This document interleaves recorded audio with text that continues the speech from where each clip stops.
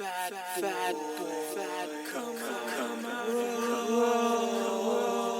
know we had to do a podcast, right?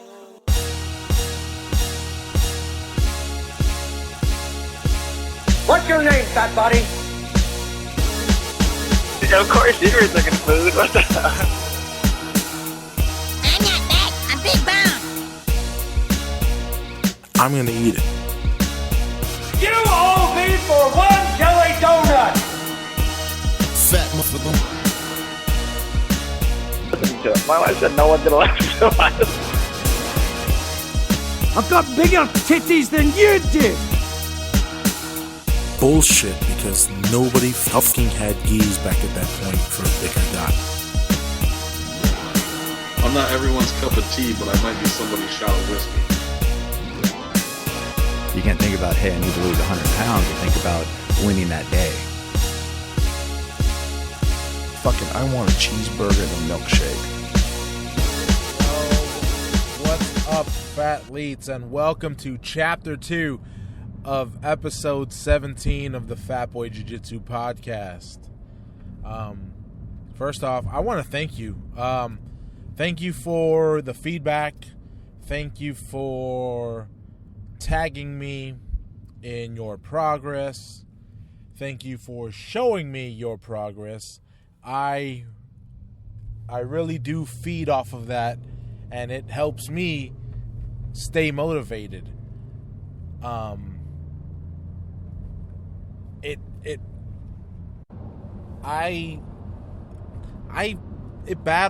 Besides having an issue with stuttering, I have, I battle with cravings sometimes, and,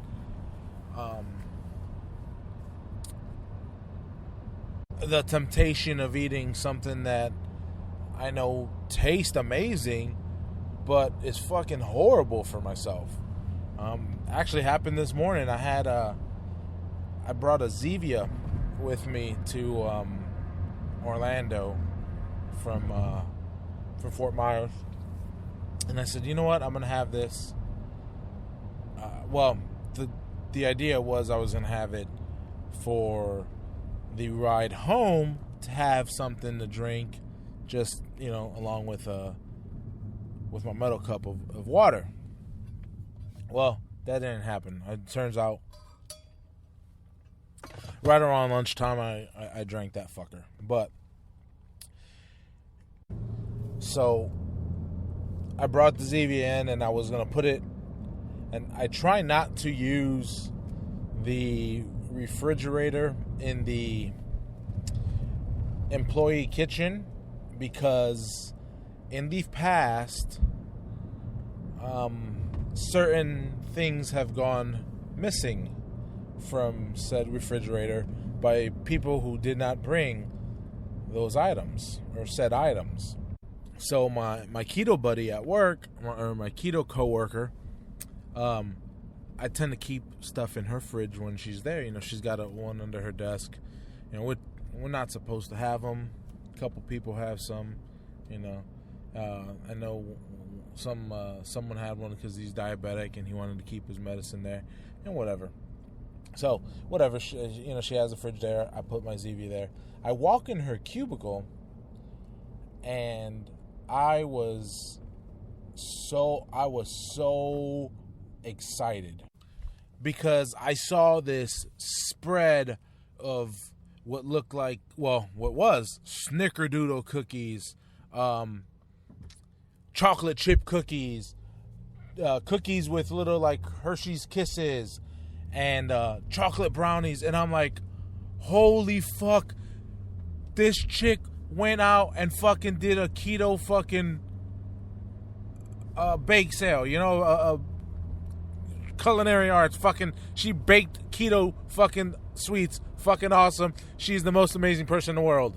And no sooner did I complete that thought did I recall that she was doing a bake sale for the March of Dimes, and the only thing special about the chocolate chip cookies were they were gluten-free, and everything else was just fucking regular, just baked goods.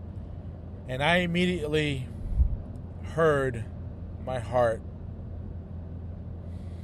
break. I felt crushed.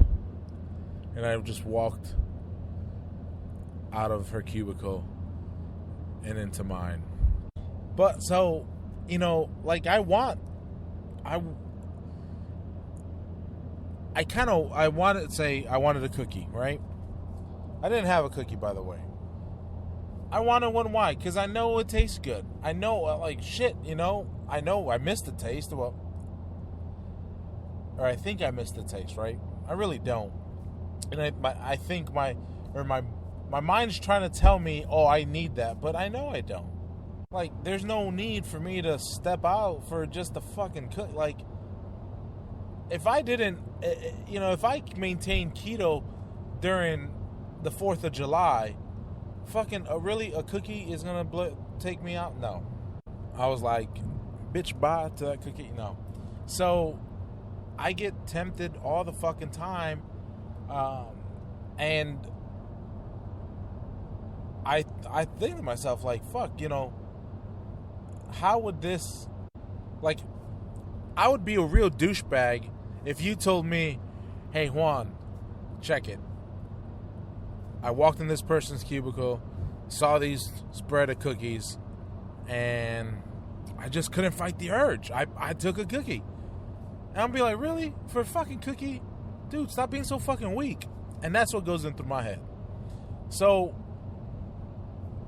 and I feel like my strength comes from, I'm able, besides just my own willpower, like, I'm able to pull and be like, yeah, you know what? No, I don't want to let these guys down. For a fucking cookie? Really? Nah. And this is why I don't like the idea of a cheat day. It's taken me a long time to get to this point. Because this is a recent belief that I have. But when someone tells me they're on a diet or they're changing their way they eat, and they say, oh, but I have a cheat meal or a cheat day, I look at you and think, you don't want it. You really don't want it. You want to have the best of both worlds. And it's not going to fucking happen. Especially if you are morbidly obese or obese. It's just not going to happen. If you're someone who's 185 pounds and you're trying to get to 160, yeah, that may work. But let me tell you, if you are morbidly obese or obese, you will not change your fucking life by going and having a cheat day every once in a while. Every time you have a cheat meal, you are tempting yourself to fail. Why would you do that if you truly want to be healthy? If you want to live, or shit, if you want to fucking live. Some of us are on borrowed fucking time, present company included. I was having an argument one day. Well, not even an argument. I was trying to pass down some wisdom to my nephew. And I looked at him and I told him flat out, I go, look at me. I go, if you think that like this, I'm going to live to be 80, you're fucking wrong. So, I told him basically that, just like I said, right now, I'm on borrowed time. I don't know. I don't want it to happen, but, there is a fear. I am so overweight that any fucking day, something can shut down. So the way I look at it, no fucking cheat meal is worth my wife and kids or my family. Nothing. Because that's what we're up against. It's either you stay the course or you're going to fail. And how many more times can you fail before it's game over? We don't fucking have magic mushrooms that keep on giving us fucking one-ups. So, how many times are we going to fail? Stop wishing you were healthy, or you were thin, or you're muscular, or you're fit. Start working at it. Fucking walk up and down some stairs. The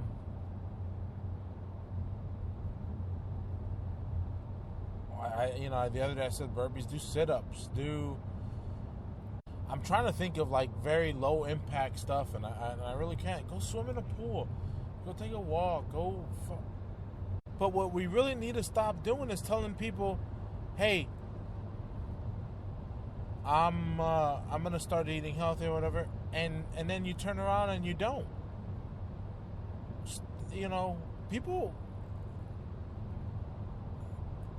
People are already doubting the fact that, oh, he's never going to lose the weight.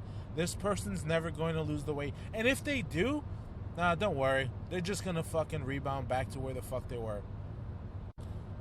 People don't fucking expect you to succeed, and then you're fucking taking time to go out and eat with people, or, drink with people who don't really, like I said, don't fucking, they think, they already expect that you're not going to fucking make your goal weight.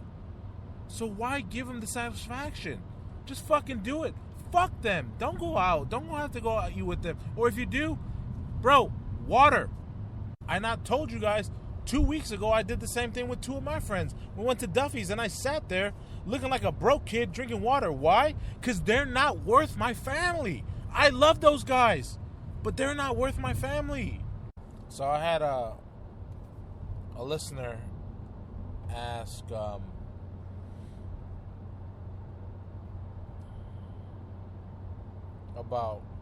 about how I eat, and to post, what I eat for my macros. So today I kind of overdid it in my fat macros, and that was because I kind of I ate too many eggs today for dinner, or what I left from my mom's house. So it looks like, well, for breakfast I didn't have a breakfast. Like I said, I've stopped going away from breakfast, and I just have a bulletproof coffee, and I have like 2 tablespoons of coconut oil, 2 tablespoons of the unsalted Kerrygold butter, and like a tablespoon of whipping cream, right? Some cinnamon, and I have been trying to work the stevia out of it, because I'm trying to get away from that. And I know I mentioned the stevia earlier, but I kind of want to stop drinking those two things. The stevia in the coffee and the stevia, because at that point, that's really the sweetest things I eat. And while right now the Zevia's been a fucking great help, and I don't know, like, I might still kind of get one in a while. It's fucking carbonated flavored water. That's all it really is. And I think they all taste like shit except for that cream soda. Well, I haven't tasted all of them. I've just tasted the cola, the grape, the Dr. Zevia, and the cream soda. And out of all of them, that cream soda, man, it's on fucking point. But I love cream soda. So my daily macros, I should eat oh damn it, hold on. So this is the macros I eat too. So these are the macros that I eat too. 1,982 calories, 147 grams of fat, 25 grams of carbs, and 140 grams of protein is what my macros should be on a given day. And the reason I believe that's that low is because I know I work out every day, or at least I try to every day. Realistically, I'm getting in about 5 days a week. Good workout. So I have my when I calculated the macros, I used the sedentary setting because I do sit for most of the fucking day. While I try to tend to stand at my office or at my desk, and for the most part of the day, I am sitting, and I don't consider, an hour of my day doing physical activity as really much more than just a sedentary lifestyle. But I'm a little worried I may undereat. But anyways, I feel fine eating the way I'm eating. Eating those calories, I really don't feel hungry at all. But that was also not the case when I first started. I think when I first started, it bothered me more. And now I've gotten kind of used to it, so it really doesn't bother me. My hardest thing is choices. I'm having a hard time picking up different foods to eat and different foods to make, and trying to have it where it's like, man, I don't have to go to the store today because I have this at home, but I don't have this, and that to me right now is the hardest part of is just learning how to cook all of it, and the ability to just pop up and say, oh shit, well I have this, I'm gonna do this. I'm not there yet. So, fast forward. For lunch, I had Chipotle chicken salad, no beans, no rice, tomatoes, the pico, and the cheese sour cream and guac. Drank some water, boom. And then I had like a little egg and bacon quiche. It's like a quiche, but it's more like, it was like a muffin-sized quiche. That's like an egg, whipping cream, some other shit in there, bacon. And then I also had a quiche that my coworker made. It was like a muffin-sized quiche. It was like 2 eggs, I think, or an egg, whipping cream, baking soda, bacon. And so I had one of those at around, I want to say it was at 4:30. And then when I went to my mom's house before I drove down to Fort Myers, I had made myself 4 eggs with some whipping cream, sprinkled some cheese on that. I got the phone call. Hold up. That was the wife double checking and seeing. Oh shit. And Rihanna's a friends with the monster. Just letting me know, baby's asleep. She's about to head out. She's about to head to sleep, and that when I get home, if I make a bottle or whatever. Anyways, so then I had 4 eggs with heavy cream, cheese, and a couple meatballs. So, like I said, I kind of overdid it with the. It was probably just 1 egg that really threw me off. Looking at that, the 1 egg and a little bit of cheese threw me off on the fat content. But so today I overate in calories. I had 2,001 calories. I overate in fat, really. 163 grams, which is 16 grams over. Carbs, I had net carbs of 14 and 90 grams of protein eaten. So that works out to 78% of my calories a day came from fat, 19% came from protein, and 3% came from carbs. If that's not fucking keto, shit, I don't know.